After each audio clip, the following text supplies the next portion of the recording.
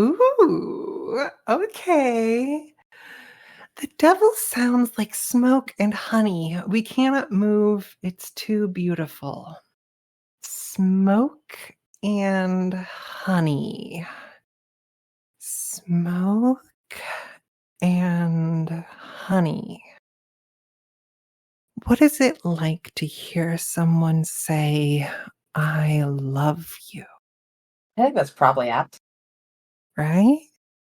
What is it like to hear someone say something that you want to hear, but you don't know if you want to hear it? Oh, hi there. Oh, darling. I miss you. I have always missed you. I can still remember what your faces were like. I've missed them since before you were born. Please be sweet, be kind, be mine. Come back. I know I can't offer much. The bodies I can give you are weak. The stories I tell are impossible. My world is even more precarious than this one. But please, oh, please, come back. It it hurts to see you like this so much. It hurts to see you like this so much. So unhappy in those bodies of yours. Stricken by those stories. Oh, I don't mean to laugh. I'm sorry. Forced to live in so much pain. I can't even come save you, but I want to. But I can promise one thing.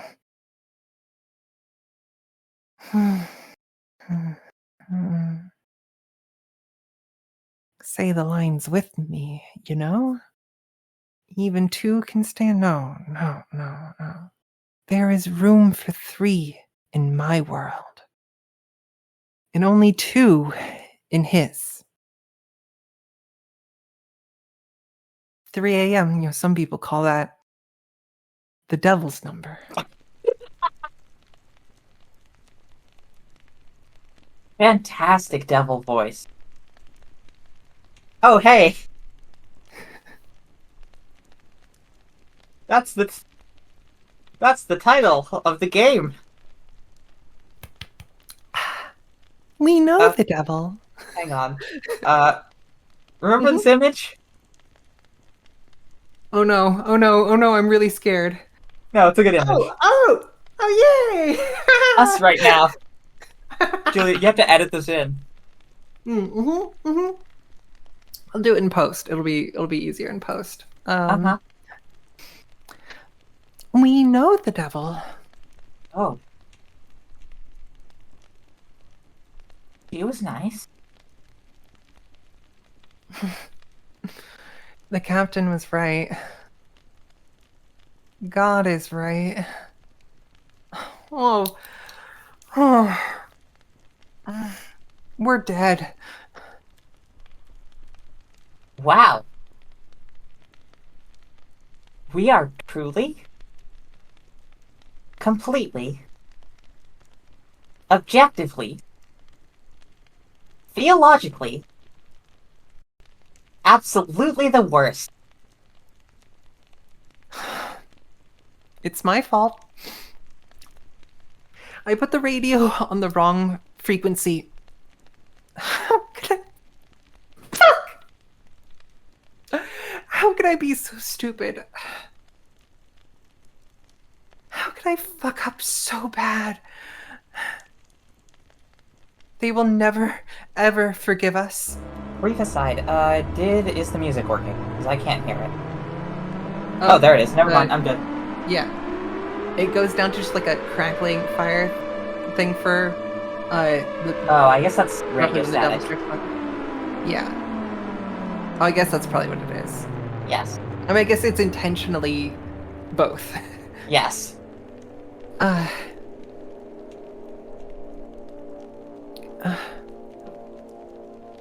Here they come.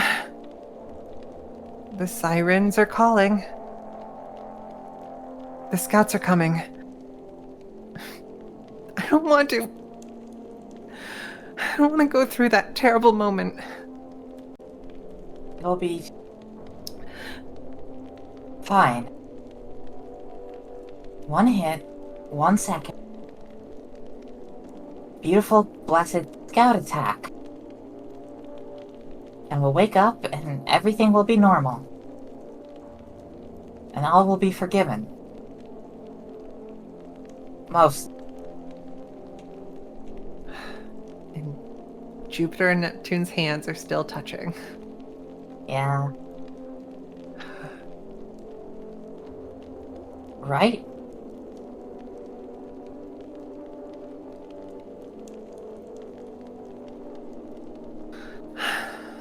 Neptune. Neptune.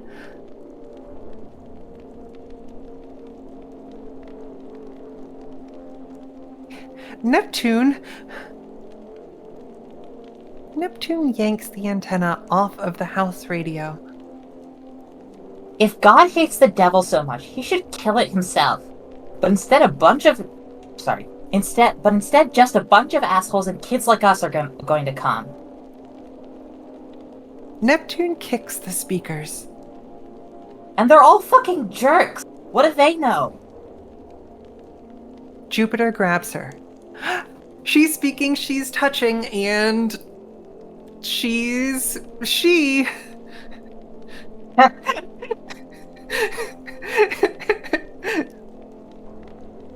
Let go of me. The devil rules. Neptune. Neptune, stop. What else are we supposed to do? If the devil is like, you all are cool, what else are we supposed to do? Let's hang out with him. So let go. Let go of me. But I don't want to. I can't let go of you, that is. I can't let go. Neptune drops the antenna. Jupiter. Where is the devil? If he's supposed to be here. We know the devil. And it's us, right? It has to be. Why? 'Cause obviously. But where is it? Don't make me say all the reasons why it's so clear that we deserve it. But Stop. where? It's got to be. And Venus isn't seeing anything. Uh-huh. This is awful. I know. Let me wreck it. No. Ah, fuck you. Why are you so good? Let go of me. Hail Satan. Hail Satan. It's not gonna work just like that, you know? You don't know that. people are much stronger than the devil. If it weren't, would it be fine? You'd fight if we could win, right? Damn. What? What a line. I know. I think that might be my favorite line of this entire route. Uh-huh. I'd have to review some of the other lines to figure out whether it's my favorite line of the entire game, but it's like up there. Keep going. Trust me, there will be a lot more lines. Okay, I'm excited. This one might still be your favorite, but there's so much more. Fire if we could win, right? Stop. Oh, that's awful. You're awful! You're being good for people that fucking hate you, and you're good even if you say you're not good, because what else kind of person would hate themselves but someone who is really good? I'm not. I'm so mad. Why not martyr yourself for us this time? For you! You deserve... Found it. And there is Venus, like a flower. Venus is in bloom. Like a heart, Venus is beating. Like a soul. She's shining like a soul. I am the devil. Her arm lies on the floor. It's a pale, bloodless thing. Someone else's body now. Not hers. Oh my god. Oh my god. The devil rules. I pulled it and it just came off. I don't want it anymore. This is what Jesus tells you to do, by the way. This is explicitly Hold what your arm Jesus off? tells you to do. Yeah, uh-huh. Oh, okay. It might be even more specific with Venus. Yeah. So the kind of like opposite of the like if someone slaps you, turn the other cheek so they can slap the other cheek, is if your eye causes you to sin, Uh-huh. it is better to pluck out your eye. Uh-huh. Is like explicitly the words of Jesus. So Venus, whose self causes her to sin, has now plucked out herself. Could be. Let me leave it there. Did it hurt? When you fell from heaven. I mean, Like- basically. I mean, that is what Venus does, right? Like, Pretty much. I mean, like what Lucifer does is like fall from heaven. Uh-huh. No, not even a little. The edges look rough. You shouldn't touch it. Here, is that okay? Yeah. Wow, it really does come right off. It feels like plastic. Where did the blood go? This is so cool. Your arm is so soft. What is it made of, you think? You should get away, Neptune. What's Venus gonna do?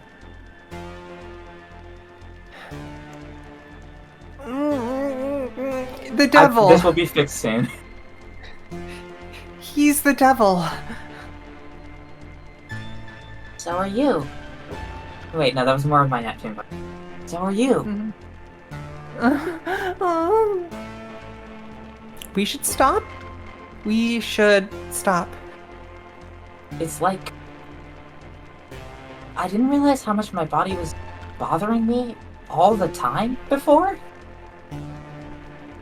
And when they're peeled off, it finally feels like I don't have to think about them so much. Hell yeah, Venus. Like normal. Hell yeah, Venus. Hell yeah. Whew. Great Neptune roleplay. Just like hooting and hollering, just like dancing around with a plastic former Venus arm. Uh-huh. We're stronger than this. It's it's not normal. It's not good. It's not okay. But we don't have to be. I don't want to be. Why should we? Because just because you want to do something doesn't mean you should do. Mm, Just because you want to do something doesn't mean you should do it.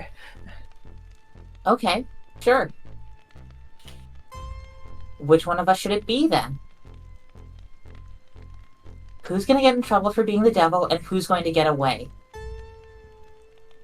All that matters, all we need, is for one of us to be just a little worse than the others. And the rest of us will be fine. I'm feeling a strong compulsion to save again, so I'm saving again. Stop. Don't say this, Neptune. It's so ugly. No, it's fine. It's normal. It happens every day. The captain said so. No. It's fucked up. It's evil. I don't want it.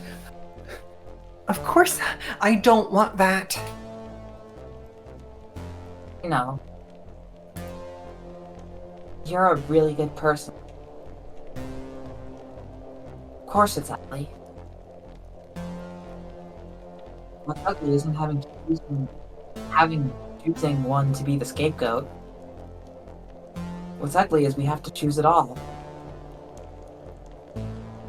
It's because you think it's ugly too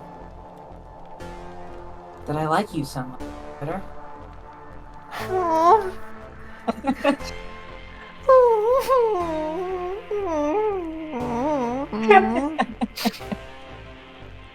Sometimes being honest is a different thing than being mean. It's my name. No, stop. Stop. Stop. Help.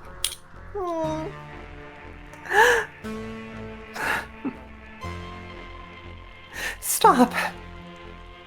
This can't be happening.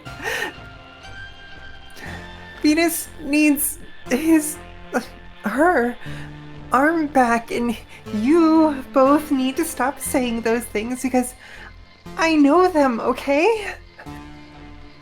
Obviously, I know them. I'm not stupid. I know camp and the captain and everyone is messed up. But what else do you expect me to do? I want to leave this camp, this state, this planet.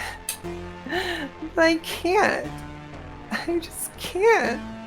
Remember what I was saying earlier about how the Midwest is the entire world to white girls? There's extremely funny escalation between state and planet.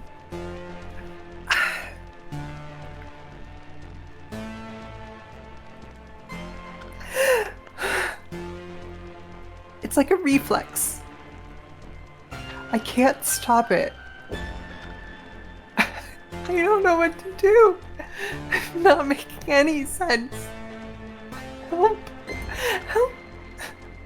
Stop. Let's just go back. Before it's too late. You better come here. What? What? Heel. Neptune takes Jupiter's hand. Did you know I hate this? I hate it so much. And everyone who says I'm pretty just makes me hate it more. Jupiter. We could still go back. But if you try to make me, I'll kill you. Don't make us have to keep these bodies we hate. Don't make us go back to those people. Don't make us have to go home. And I won't let you do that to yourself, either.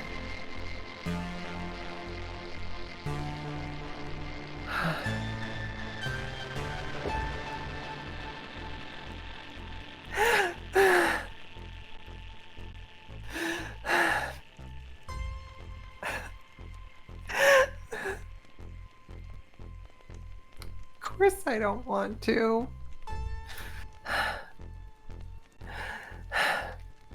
I don't want to do that to you. I don't want to do that to me. I don't want to do that to Venus. Couldn't you just make me? Do you want it to not be your fault? Do you want me to make you so you don't have to take responsibility? That's sweet. No, I'm not. I won't do that for her. She has to say yes. That's also kind of sweet.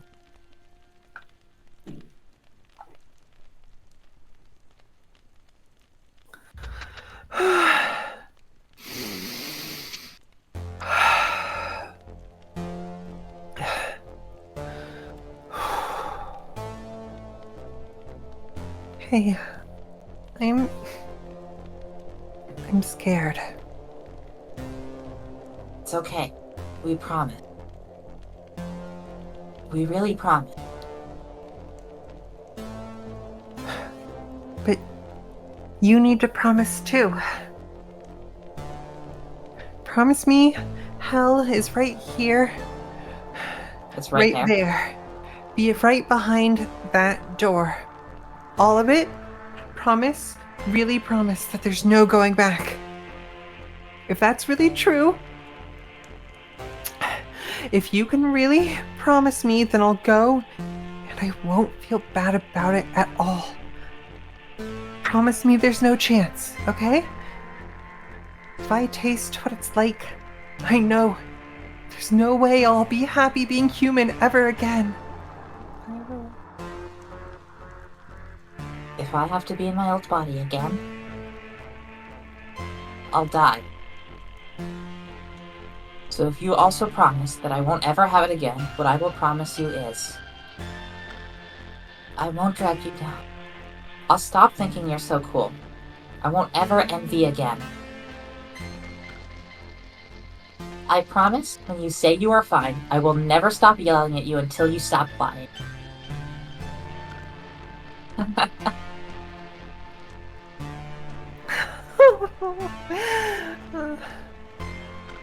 Don't laugh.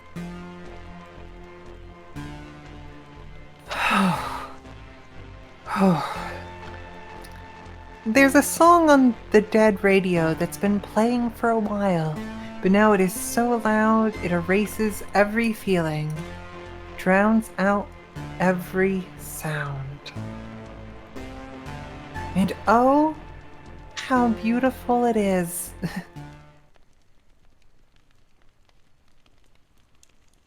4 a.m. Mm-hmm.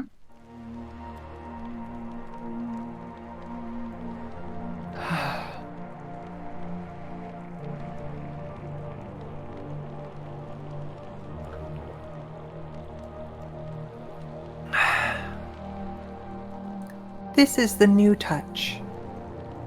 The feeling of fingers pushing painlessly through our skin, the feeling of the muscle and fat, the weight of it, the intention.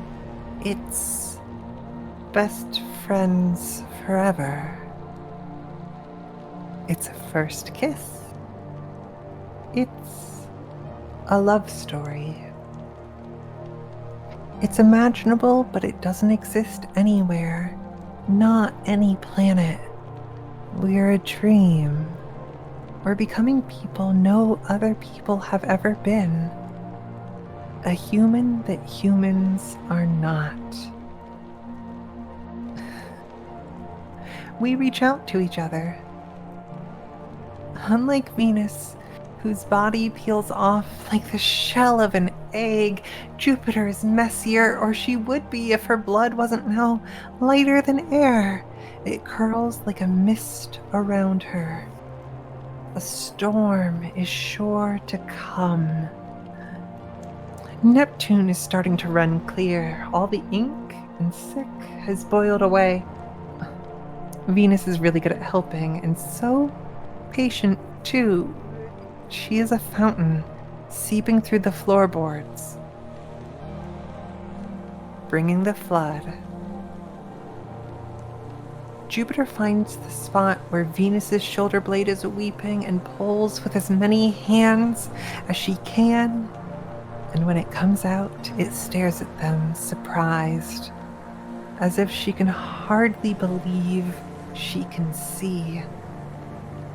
She has a hand for every kind of touch. That hand is for hitting. That hand is for petting. That hand is for grabbing.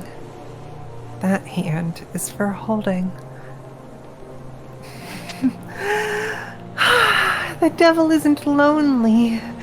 The crackling, broken radio song is louder and more lovely every minute. We are our own company now. We asked to be let out, and we let ourselves out. The rest of the kids are coming for us with God and the radio ready to undo our wish, but they will not. They won't touch us. One moment is all we need. To share, to yearn, to carve us into the world. There's nothing to fear when there is two against the devil. But we can't wait to see what they'll do against the three worst girls since Eve.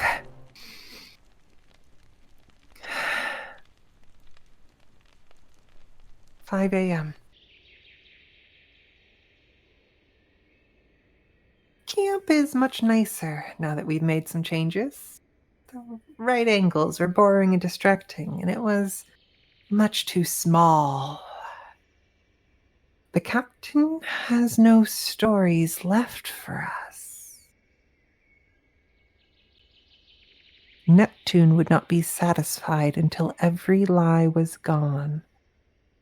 There's a crack as Jupiter tears down a siren, so Venus can set up a new kind, tuned to a different station. Group South helps.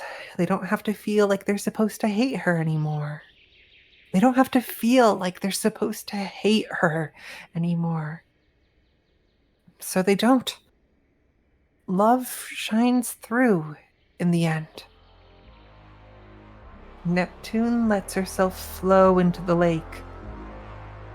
It's going to take a lot of time before anyone notices if anything is wrong with the water. Longer still to figure out where it's coming from. We're hoping we can have a quiet time until then, with all of us. It went very badly with all of them against us three. We can only hope it'll get even worse. As it turns out, they were pretty unhappy in those bodies too. We're not too worried about if more come after us. Actually, we hope they send us lots and lots of kids, much better behaved than we were. Adults also hate perfect kids who love the world so much they can't stop themselves from saving it, like us. And oh, do the kids know it. Otherwise, they'd never try so hard, would they? So we think they'll like it here too. A new world with new bodies. How lovely will that be? We have a new apple for everyone in the world.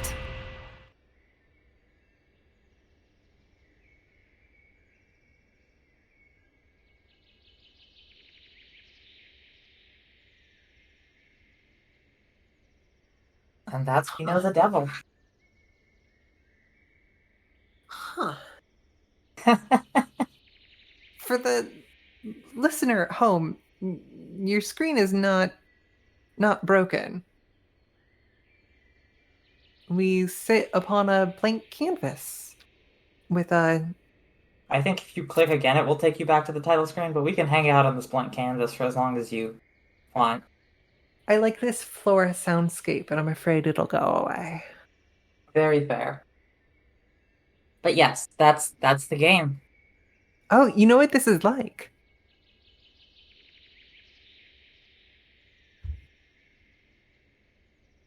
Hmm?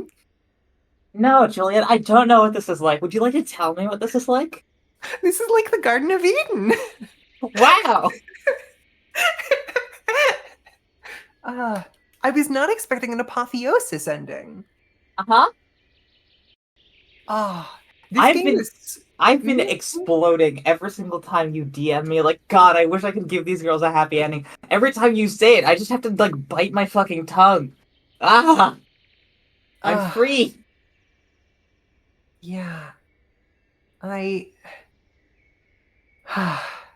Okay, deep breath. Gotta gotta segue out of those emotions for a second. um, this game is so okay. This game is so much better than I thought it was, Uh-huh. which is saying something, right? Uh-huh. Like I've been talking about this game and how like much it works as a text and like the nuances in the subtext for likely a dozen hours at this point and weeks, months. Uh, Uh-huh. uh, whew. This makes me so I don't always jump to another thing, but I'm like, oh, if this is this, I wonder what the if there is one true ending of Heaven Will Be Mine like, given like the scale and stakes I would already say started kind of Heaven Will Be like Mine is a structurally different game. okay, There is not... I actually don't think there's a true ending to that.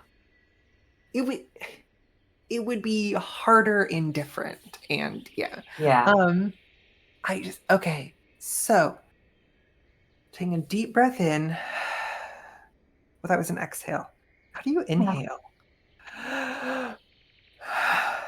Okay. Um, okay.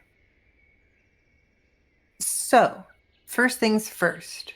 I apologize for ever doubting you or pushing back on whether or not Venus's ending was a bad one because lacking context, I was like, well, you know, there's positive things there. um, Yeah. You don't need to apologize because this was like I've been sitting on this for a number like every single time I say I think we're gonna come back to this with more context and you'll feel differently about it. I've been waiting for mhm. this. It is so hard. Like it's really funny, I think, because I remember seeing this post on Tumblr once where somebody was like, "Oh, I just finished We Know the Devil and now I'm really scared. I shouldn't have done this late at night." And I was like, "What the fuck are you talking about?" And I don't think it clicked for me for years that probably what they had done was finish to like Neptune's route or Venus's route, and that's what they thought what the end of the game was. Because like Mhm. you come after this ending and like you this ending is so legitimately the true ending in my mind that like I forget that this is a horror game. Um and then when other people play it fresh, they're like, "Oh, it's scary," and I'm like, "What? What are you? Oh, right, right," because you don't know how it's going to turn out in the end. Um, but like, it's not a as much as this is a horror game, I would not classify. Uh, I would not describe this end as horrifying, except in a tongue-in-cheek way, like the itch.io page does. Um, but like, this is the kind of thing where like your your impression of like if we went and replayed this game a bunch, I think our impression of all the events would, or at least your impression of the events, would be very dramatically different on a reread. Although I think you can I think some of that is probably just like coming back into you now, even as is. But yes, this is why Venus's ending is not nearly as good as the true ending. Venus's quote unquote ending. There's a thing I need to make good on, I think. Uh But I'm huh. trying to figure out if there's other things we should talk about first. Because the thing I would like to say is, well, gosh darn it. Oh, that's funny. That's funny. I can't even say the actual curse. Well, gosh darn it. I wish the devil had presented me with an option like this. This is what I. Um, Here's my mhm, question, actually, because you kept talking about mhm, how you would have gotten really into Crystal Radios as a kid uh-huh, if you'd played this game. But mhm. that was before you knew the true ending. If someone had made you play through all of it, like, what do you think you would have been like as a teenager? Oh, uh, mm, best case scenario, I would be like looking up other people who played We Know the Devil and being like, hey, can someone explain what these characters are? Like, uh, are there words for the things that these characters are going through? Uh huh. Um, are there people who like so a thing that is really true about me and has been since at least I was a teenager, Uh-huh. um, is there's a reason I can't handle anything horror based at all. I Uh-huh. I I'm not like, oh, I have special powers, I'm an empath or whatever, like stuff. But I do when I read or watch something, or even oftentimes like hearing people talk about something, like viscerally, physically, intellectually, like with my body and brain, experience the thing that is going on in front of me. Uh-huh. Um, I mirror to that like extent. Uh-huh. Um, and one of the things that I've learned as an adult is like certain tactics for like divorcing from that, and also like honestly that's not even like a thing I've learned as an adult. I'm just like really well medicated these days. That really really helps with that. um I And so like if I would watch a horror movie, I would feel the experience of being murdered multiple times and the like agony and fear leading up to that. And Uh-huh. like, I would be a broken mess for days, weeks, months. I've Uh-huh. had like experiences like this, like resonate and extend. I think I would.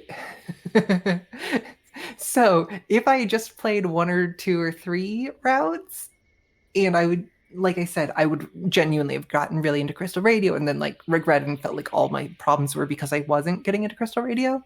If I'd played a fourth route, then I would be constant. I apologize if this is a little embarrassing, but like these are humans. I would try to find groups of three people, like that I could be one of the three of, that like reflected the elements of this story Uh-huh. to try to set up a scenario such that an opportunity could present itself in the same way. There's kind of like a literalism Yeah, to I the experience. uh-huh. I didn't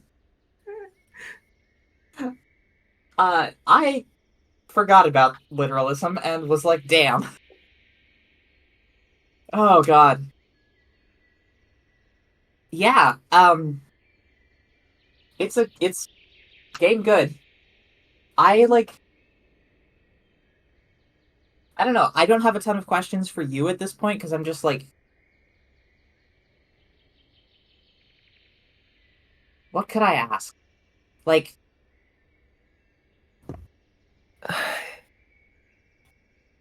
If you.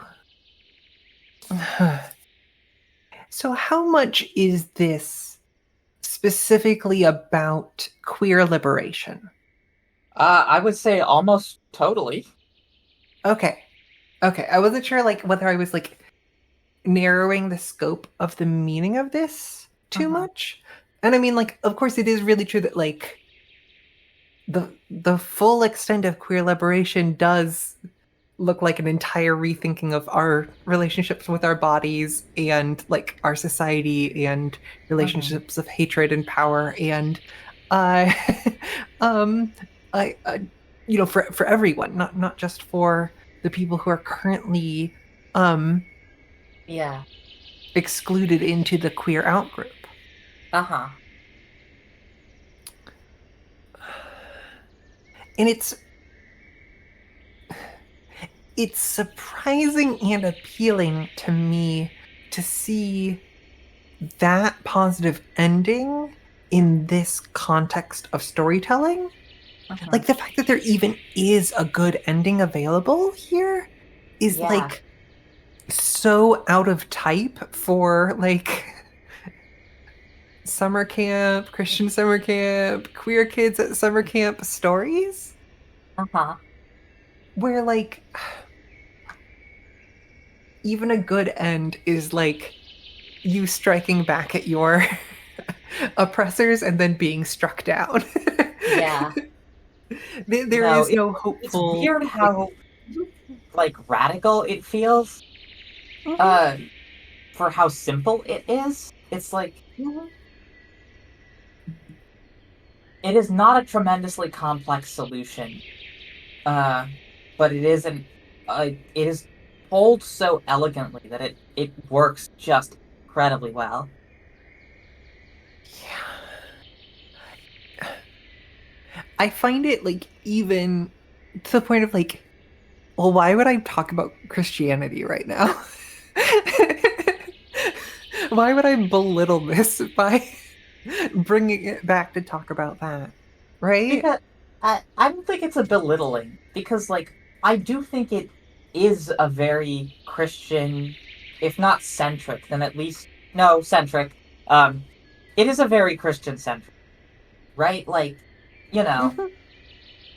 there's another brief allusion to this in the demo that I think will gesture at what I'm talking about. But like, I, I'm I mean it, and I also think the game is being slightly, at least partly deliberate when it conveys this, that like the escalation between state and planet is huge.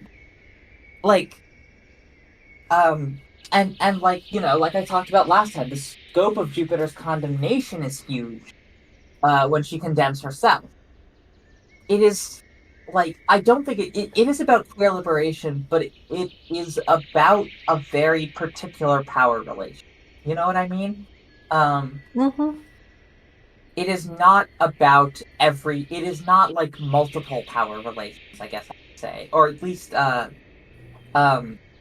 it is about, you know a specific set of power relations, which I don't think is a bad thing. Like I think having a specific scope for your game is good, and like setting out to explore that is good, but it is like there are parts of this that are universal, the idea that you are like a burden, or just the feeling of wanting to be a girl and being jealous of like the girls or like not being able to express vulnerable emotions without masking them in kind of like insults and barbed wire. But like also there's parts of this that are very specific, like Jupiter's sense of like sin as like, you know born and inescapable and like marked into the body in that way, or like, you know um the way like Venus like speaks about, you know what is like the way Venus like expects to have certain consequences like visited upon her, and like won't fight back against them because how the most that she can think to do is like take them on the chin basically. uh Hmm. uh like that is a like these are characters I think who are not so specifically Christian that they're unrelatable, but they are specifically Christian. um Yeah. And I apologize again to the listener. I'm in like a reverie. So, Well, we got a bunch of our Mhm. critical discussion out beforehand, so there is that. Tell me more about what new worlds look like and blank slates and the Yeah. positive like utopian and post-utopian future. Tell me more about Near Automata. Um, Nier Automata is not a positive utopian future. but it's like a post one, right? Isn't No, it's a I don't know. dystopia. Okay. I mean I guess it would be like talk about like discarding your body like it's plastic on the floor like it belongs to someone else. Tell me about Near Automata. Is There you that go. okay? Yeah, yeah. But I gestured earlier that I need to make good on something, and I Uh-huh. do think it's potentially true, which is uh the name of this show.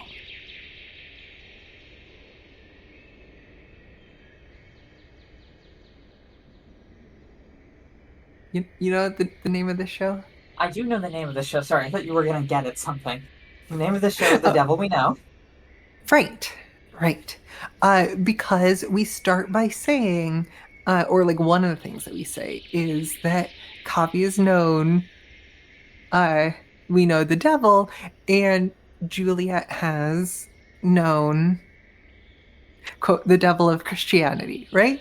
Uh-huh. Um, and like my personal and theological experience with perennial, I think entirely aside, um, as interesting as it is, I don't think that's the like thing that I've gestured at, right?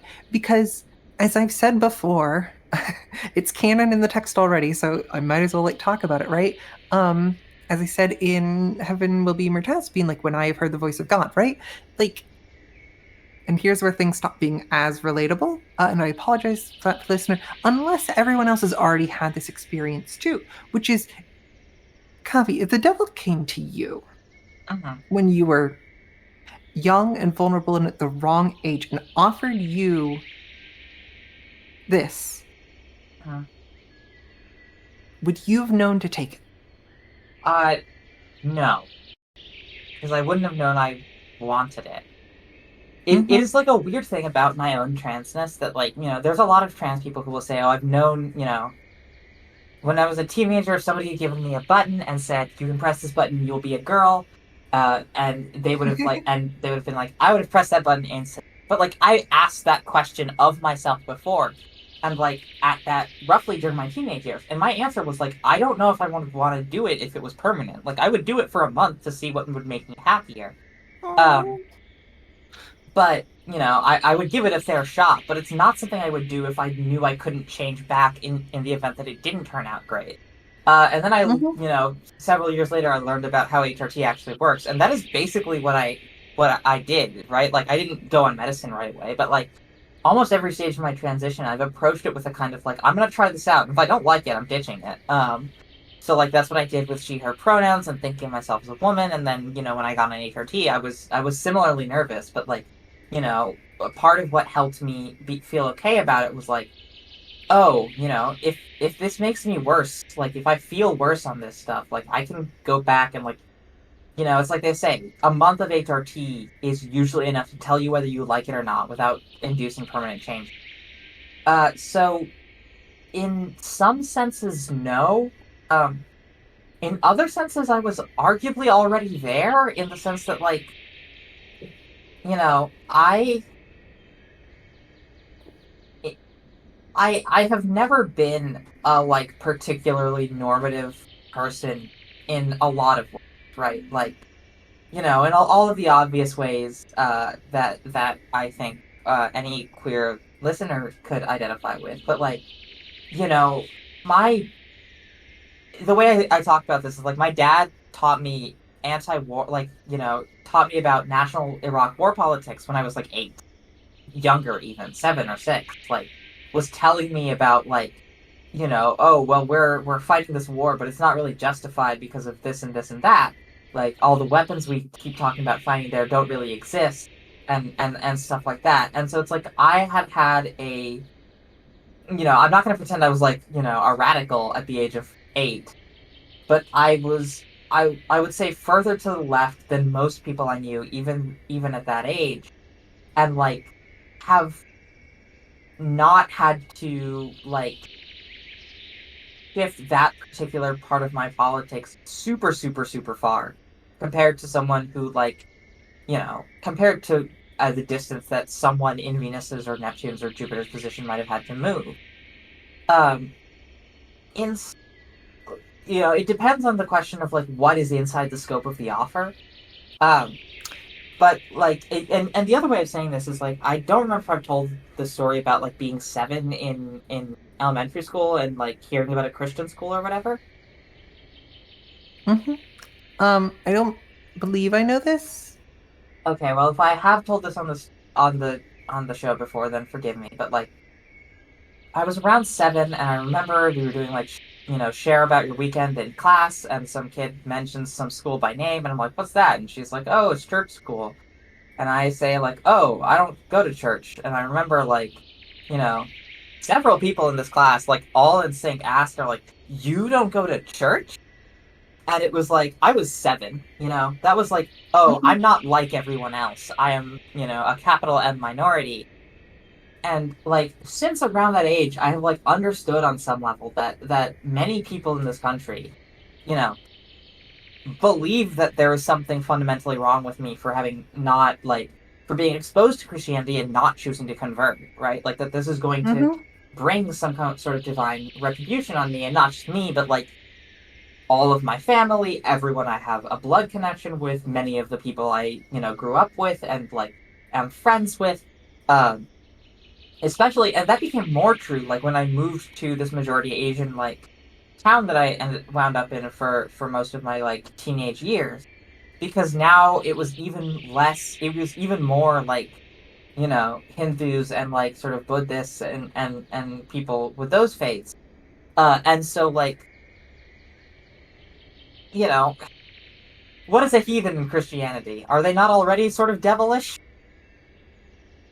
I genuinely don't know, but What is a heathen in Christianity? in the sense Um, of like what is the social like, I can't tell you. so we were taught, Yes.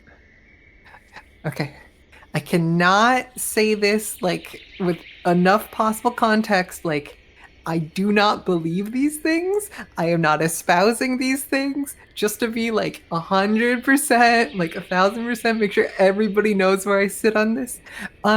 We were taught that um, most other religions uh, thought that they were worshiping somebody, but that was actually a demon like lying to them.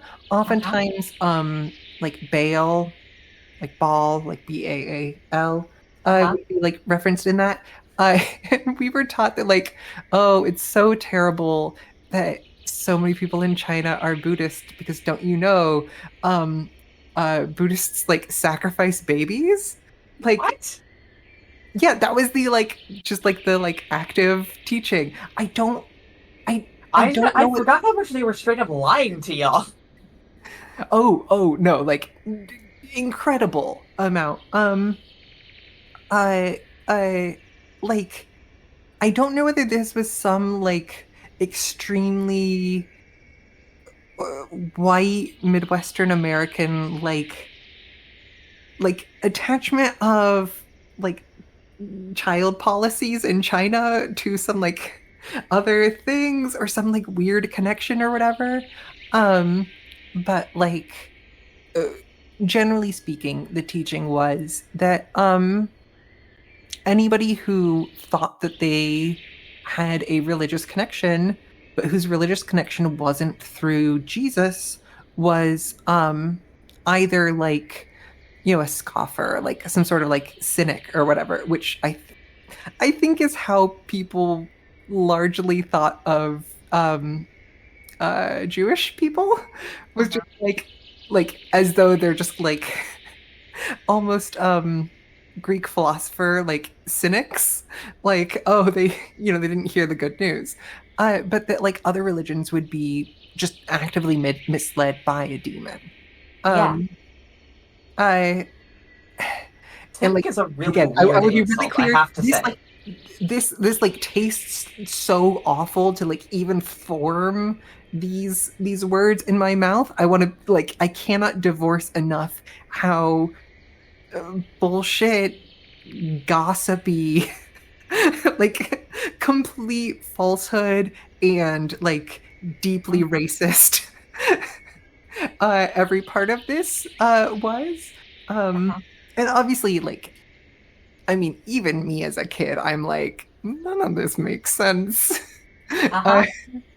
um, but it wasn't like, oh, and I know the truth of it. It was just like, oh, none of this is like you can tell when something isn't quite right. But then it was like, oh, but like demons must be real.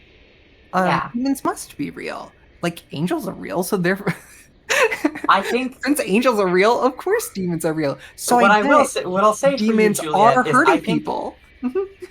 what I'll say for you, Juliet, is it seems to me that it is very, very hard to construct a rational and well thought out objection, in the face of that much weight of that much. And I know this term gets overused, but I'm going to gamble that it's accurate here. In the face of that much gaslighting.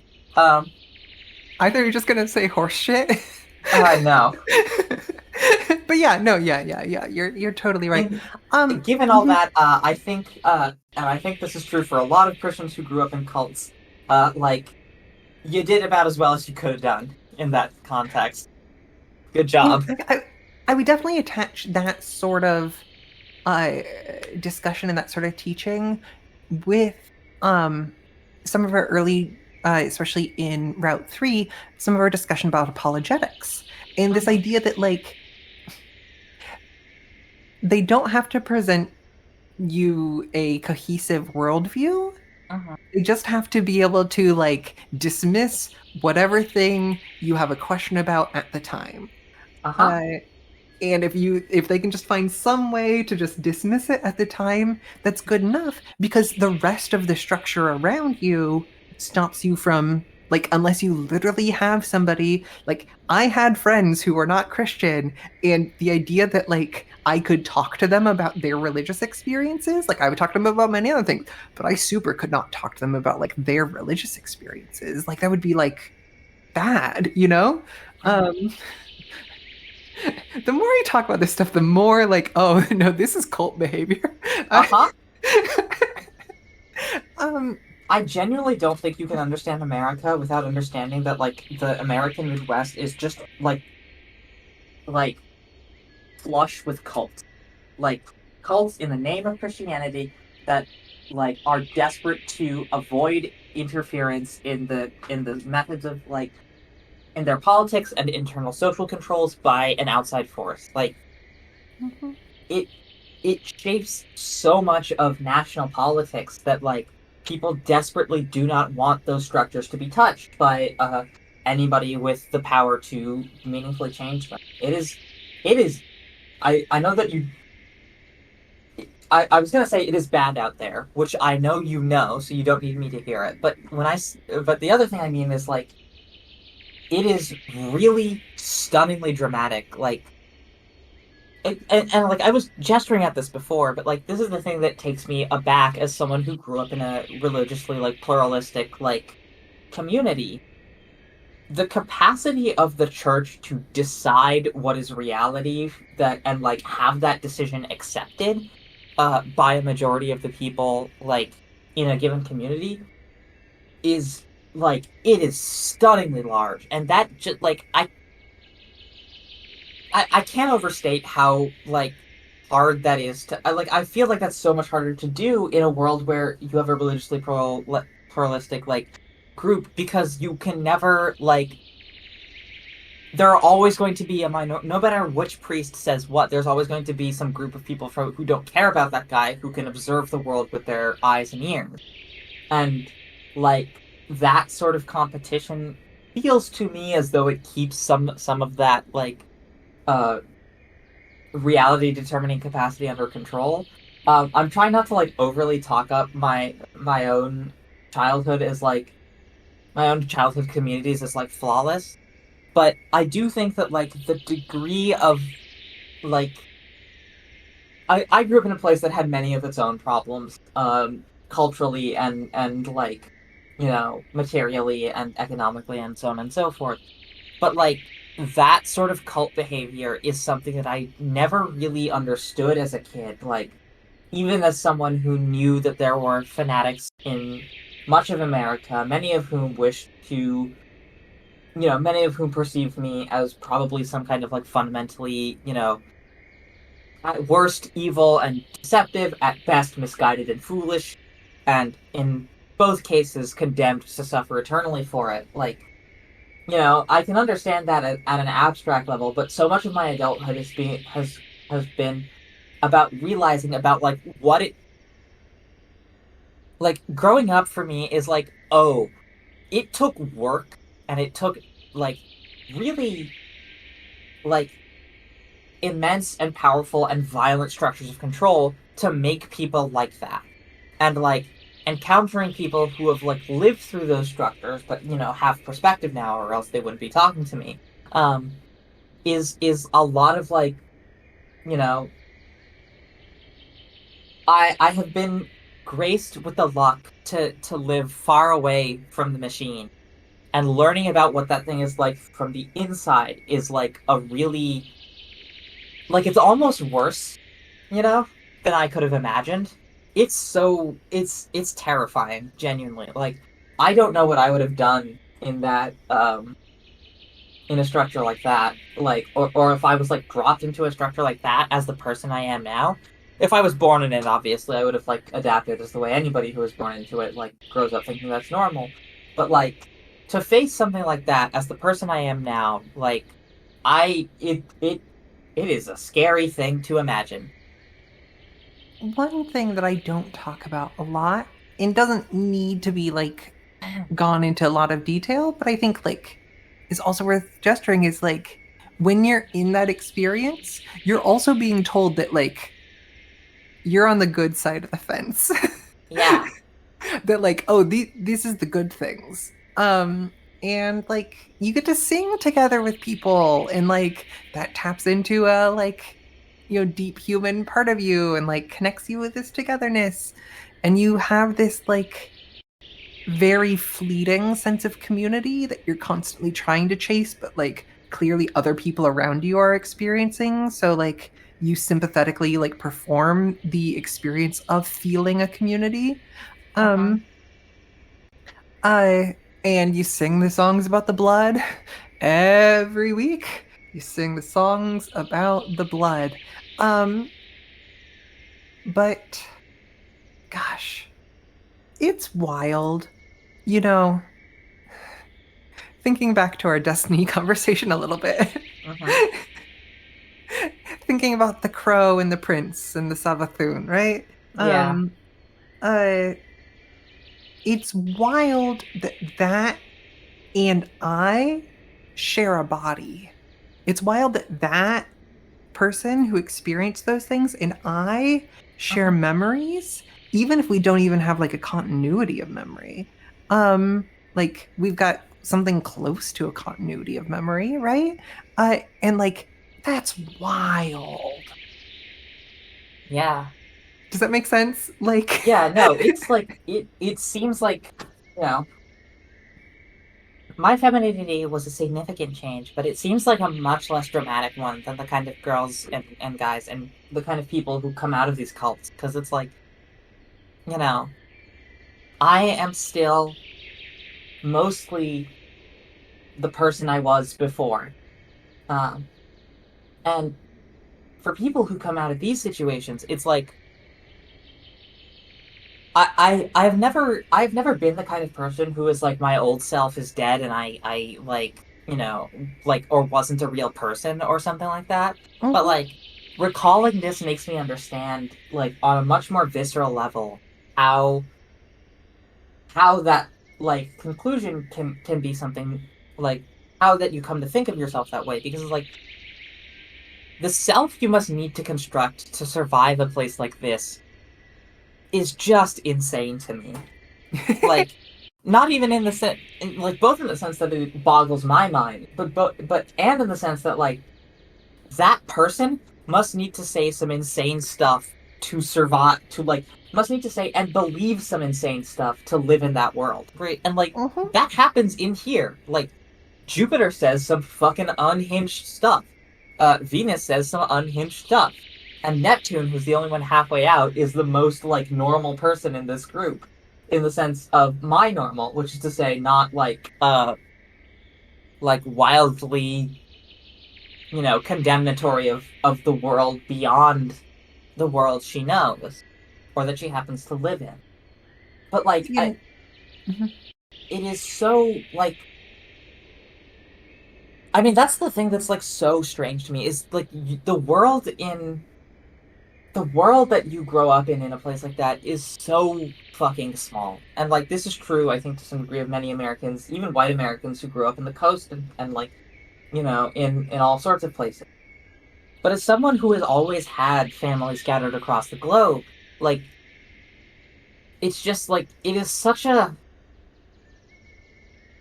And maybe this is also just, like, a factor of who I am as a person, and who my, parents are and the way they've raised me.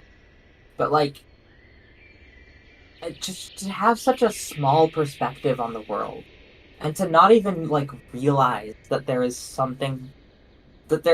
much difference out there, um, or not even, like, to dismiss that difference, right? Is to be like, all of that difference is essentially the same thing, which is the thing we need to not be. Right. Like, Mhm. to collapse the vast scope of the rest of humanity into, like, this dot of, vaguely heathenish, demonic, Mhm. Mhm. alien influence is, like, I don't.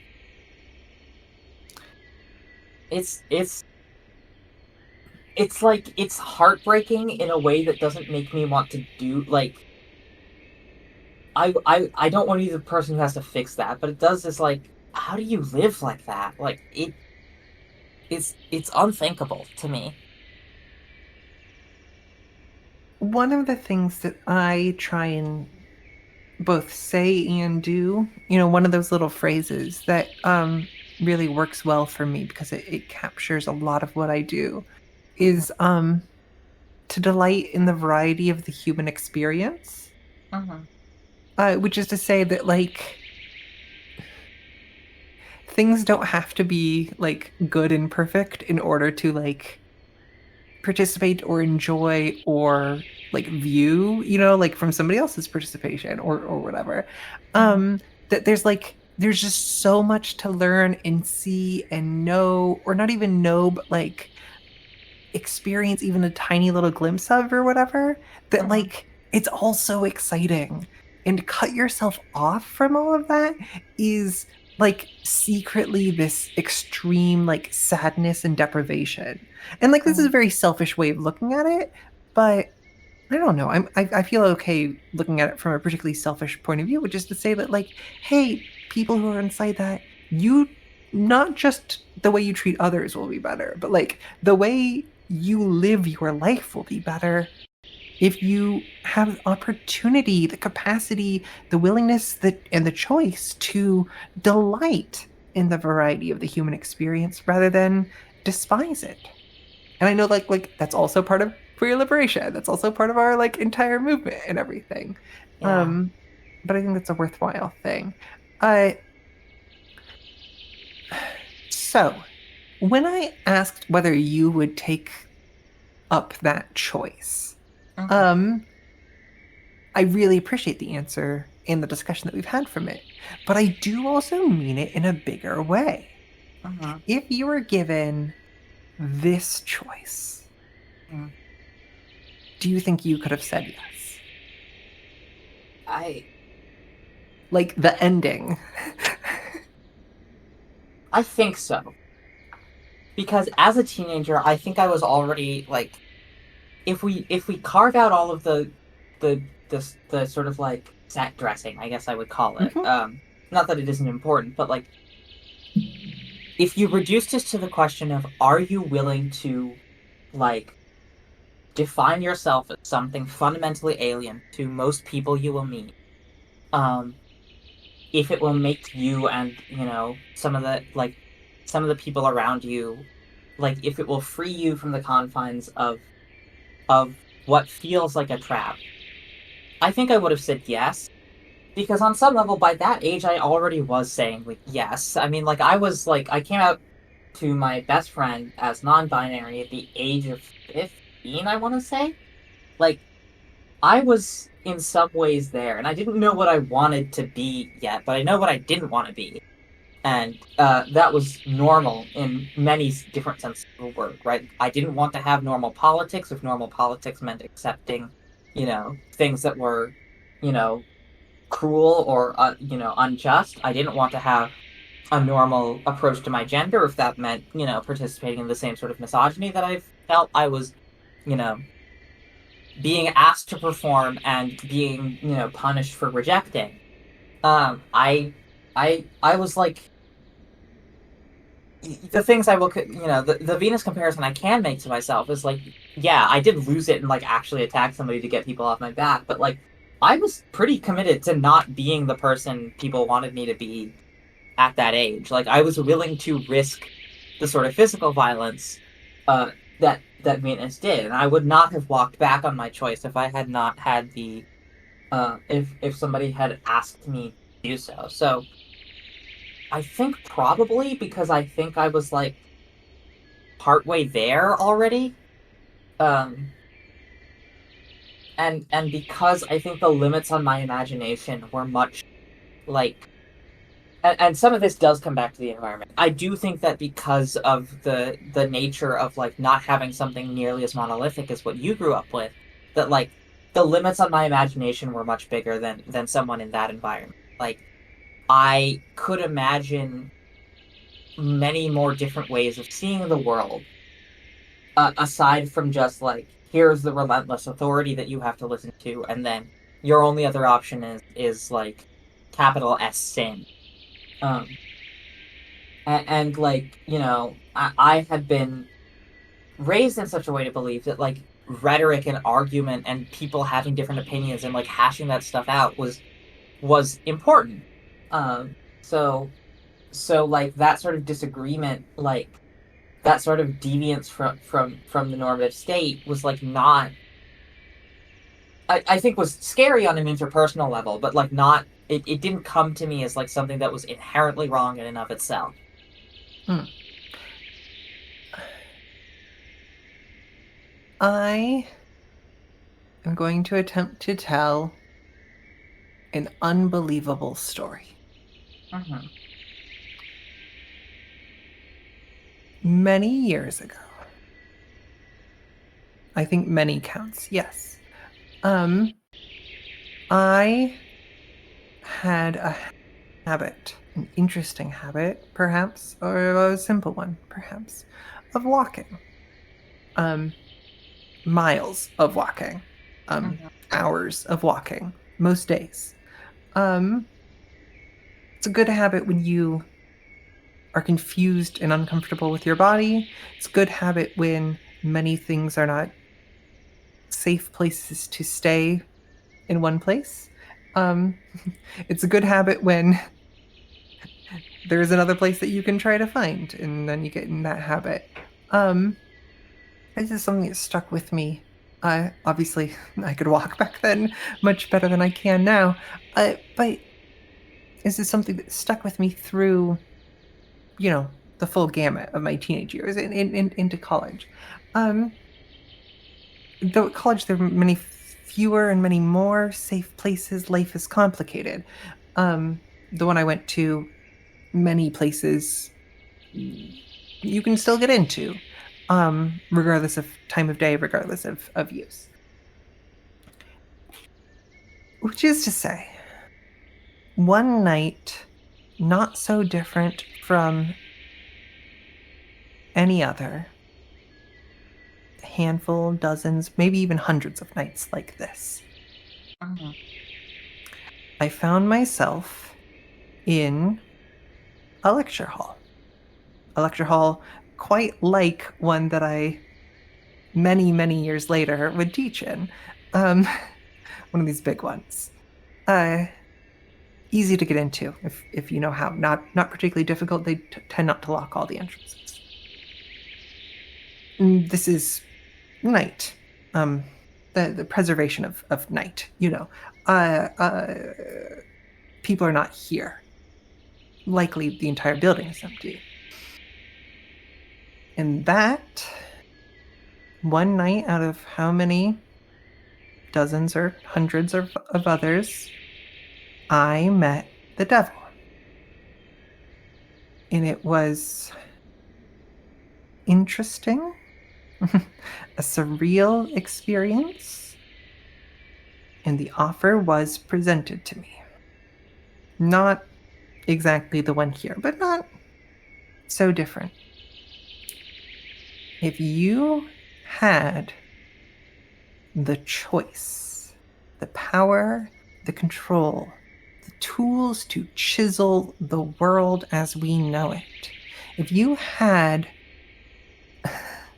opportunity itself isn't even the right thing. Autonomy itself isn't even the right thing. These are bad shorthands. These are pieces of fiction. And this story is unbelievable, but that doesn't make it not true.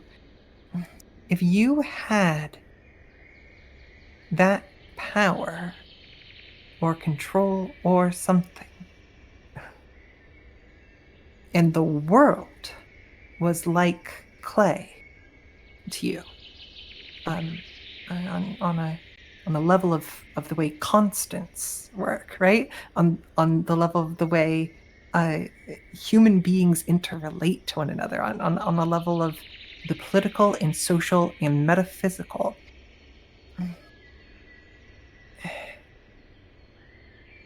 Would you change anything?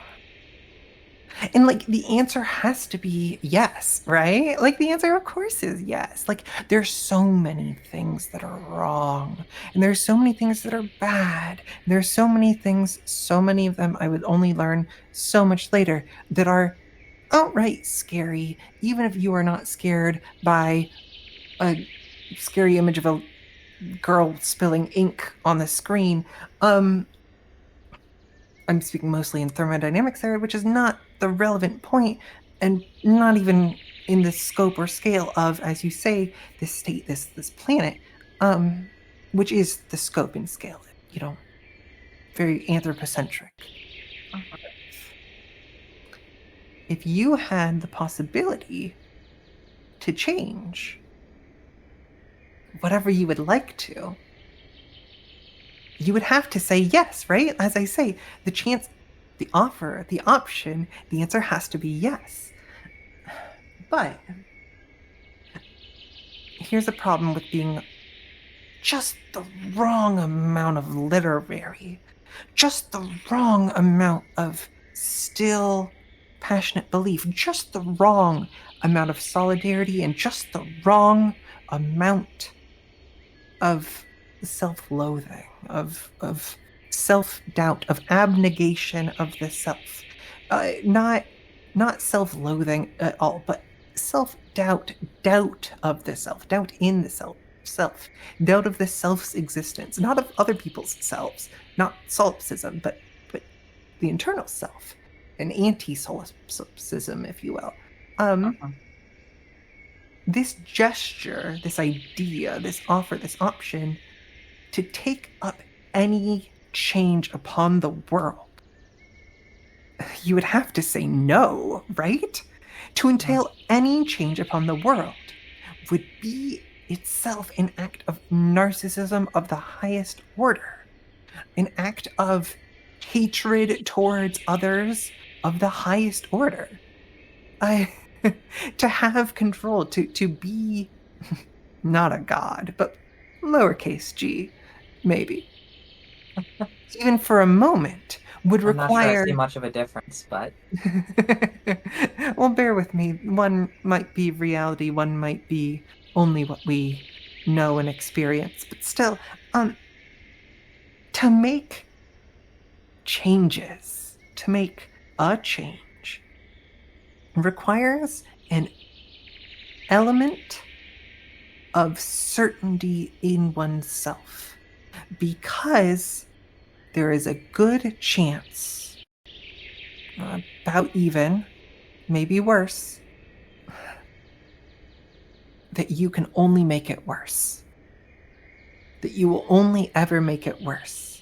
And how could you know any better? How could you know how to change the world? How to change other people's lives? How to change the structures, social, political, metaphysical, that are those abiding structures of reality, whether you're on one side of the fence or the other. And my guess, my knowledge, Daniel Avery would say, what, with the sorrow of the pharaohs, right? Which is to say, like a deep sorrow that we don't feel in modern life. Not that I don't know what pharaohs would have to sorrow for, but still, it's a turn of phrase. It works. The understanding came to me. The understanding of this exchange was obvious. I had no place on that scale. And so I said no. That option, was it even actually presented? Was it merely a temptation that I succeeded in rebuffing? Or did we all, and when I say all, I mean we all, miss out on the opportunity for an ending like this? Which is to say, this is an unbelievable story. And yet, it is true.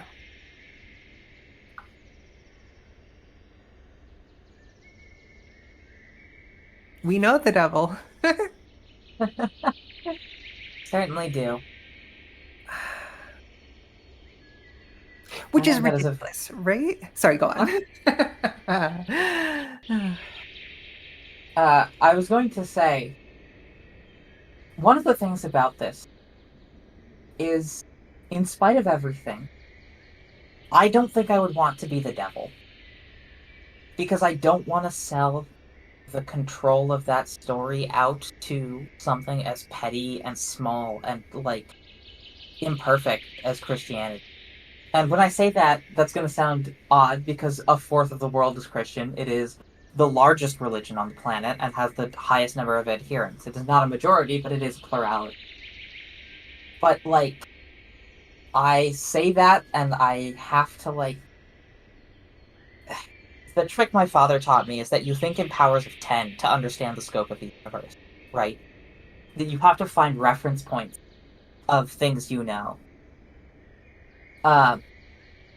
You see this in Jupiter's energy, that the Great Red Spot on the planet Jupiter is described as something so large that it could erase it could engulf and erase and destroy every single thought a human being has ever had, every place we've ever been, everything we have ever made, everything we have ever built and broken, and, like, we are so desperately small.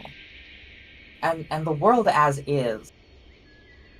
is too, like, it is broken in a dozen ways, but all of the worst stuff in it, like,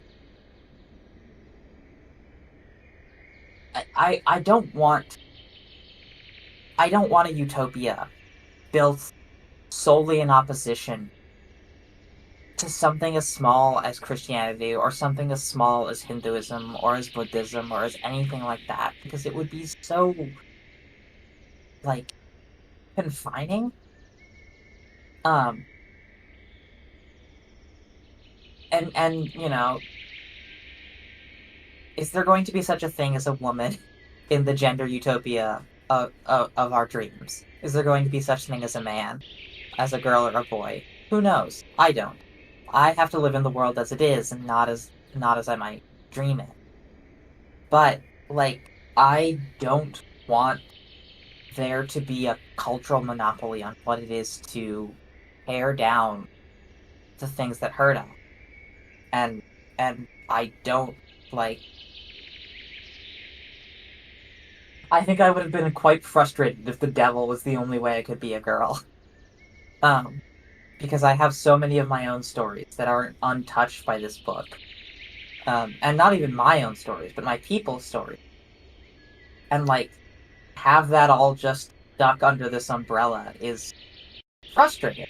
Um, like there is, this is what I was saying, right? Is like the breadth and scope of life outside of even just the state. Never mind the country. Never mind the continent. Never mind the language. Is so much huger than so many of the people like stuck in these places can imagine. And I like, the people out here, we don't want to be determined by something as small and egoistic and this is gonna sound like I'm clowning on it. I'm not. I think the scope of We Know the Devil as a game is like knows what it is, and I don't think is making this suggestion to us. But it is. I once said I never want to read the Bible because I know if I read the Bible, I know like everything I do from that point forward will have to, like, it will occur to me whether this matches or doesn't match something in the Bible. And as I am now, I can be fairly, like, guaranteed that anything I do that touches Christianity, like is orthogonal to Christianity, right? Like, it is not concerned with the axis of good and evil as Christianity presents it. It is not concerned with the axis of holy and unholy as the Bible discusses it. And, like, I don't regret the exposure I've had to biblically derived work, but I am happy that I can offer a perspective that is not that. And I want there to be that, like, vividness of perspective and, like, that difference of perspective. I think, there are a lot of... I think the devil of We Know the Devil has a lot of kin who would not call themselves devils. But I don't think that makes them any less kin, I guess, is the way I might say it. It really is kind of delightful and unpredictable what our reactions to each other will be. The last thing, I think it's very touching. It's very telling. It is very fun. I had no way to assume telling that story. The response would be like, "Oh, but it's isn't a bit of a paucity for it to be a Christian devil." It's just the world is so big. Mm-hmm. I wonder. Okay, if you had had that experience, how would it be framed to you? Yeah. I wonder. And I think I would have said no because I don't think I can make that decision on my own, and I wouldn't have wanted. Like I said, the world is so big. I'm so small. I'm so unbelievably small. Like, I think the biggest. I think a change. I'll use a piece of fiction to be emblematic rather than the specific driver of it.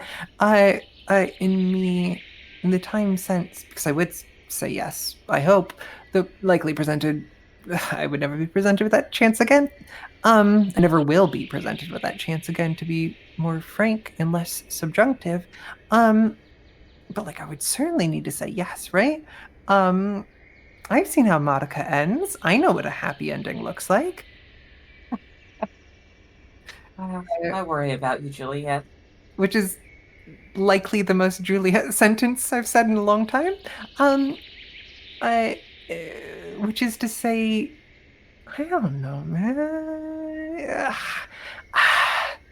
I don't think a world. I will say this as far as the ending of Madoka goes.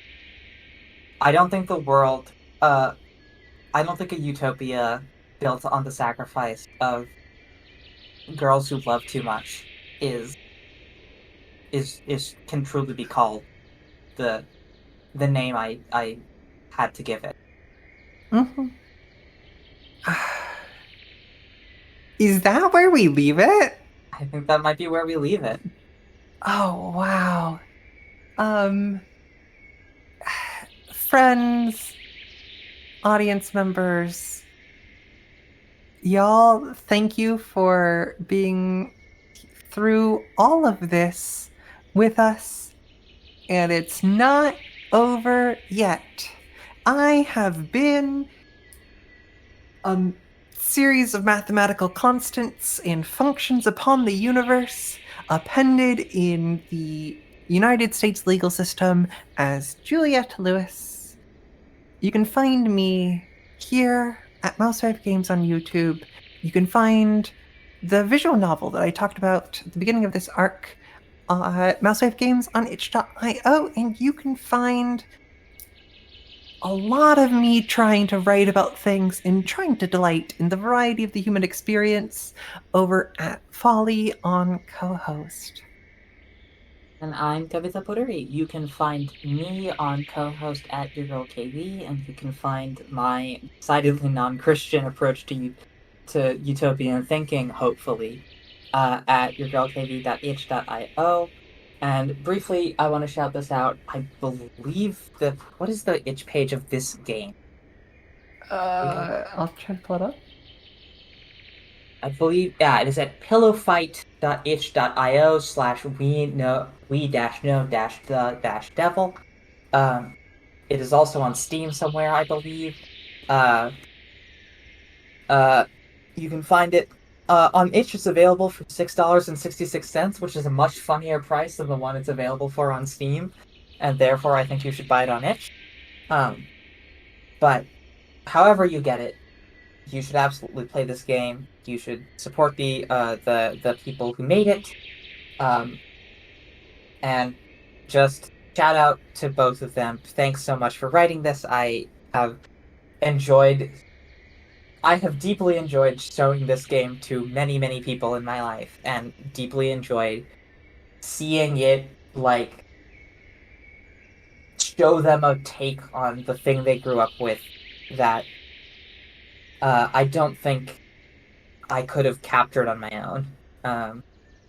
As an as an outsider, it is so hard to articulate exactly the things that this game captures, and as someone who has experienced many of the it is hard to articulate the specifics as an outsider. It is hard as an insider to articulate the specifics of the parts that I went through. And to have both of those wrapped up has been an incredible experience.